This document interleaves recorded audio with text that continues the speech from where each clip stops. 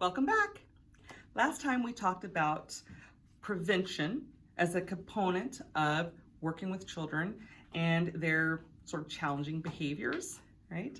Whenever we can prevent a behavior from occurring, that's way better, right? We're way better off. So today we're going to use a little bit of information from Make Parenting a Pleasure's developmental milestones. And we're going to use that when we're thinking about setting up the environment and setting up our children and ourselves for success. So how we set up the environment often depends on the ages and stages of our children. What I can expect from my 1-year-old is going to be different than what I expect from my 5-year-old. And so the environment that I set up around them and what I plan is going to be a little bit different too, right? Obviously. So we know the whole I have a brand new baby. I'm going to baby proof the house. I'm going to make sure everything is safe for them. I'm probably not going to leave my 1-year-old on the floor surrounded by marbles. These are some of the obvious things, but also thinking about how am I creating an environment of success for myself as a parent, right? So that I'm not having to correct them, but I'm able to notice and catch them doing the right thing and reinforce those positive behaviors. If I'm thinking about my 1 and 2-year-old, right, I know that they're explorers. The way that they're exploring the world is through their senses, and one of the senses is going to be their sense of touch. So they're going to be touching things. Another way that a 1.5 to learns about the world and they're using their senses and their sense of touch is by putting it in their mouth. So there's a lot of sensory input that comes from your mouth, right? So if you're putting things in your mouth, you're learning about the world. But I also want to think about, okay, what do I want my child to be putting in their mouth? And are there things that I would prefer they didn't? And I'm going to maybe have those out of the way.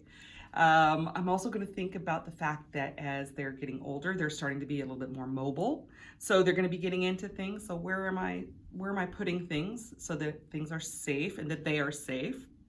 I'm also going to know that they're at 2, they're going to want to be with me. I'm going to want them with me. And let's say it's time to be in the kitchen and I'm making dinner. Maybe not all the cabinets are safe for them, but I'm going to set up one special drawer or cabinet that's their drawer. And they can pull it open. They can use the plastic materials. They can use the spoon to stir. Maybe I've filled it all with Tupperware, so they have their own special cooking drawer when I'm in the kitchen cooking. And then as they get a little bit older, let's say they're 3 years old and they're really that independent stage, that me do it myself stage, right? Where they're trying to do everything on their own, which is awesome, right? But I also want to be really conscious of how I'm breaking down activities into small steps so that they feel successful. And I'm also planning in a lot of extra time, okay? I know I can help them get dressed and we can do it way quicker than if I'm letting them do it themselves, but I don't want to be dressing them forever. So I'm going to plan in extra time for them to dress themselves, right?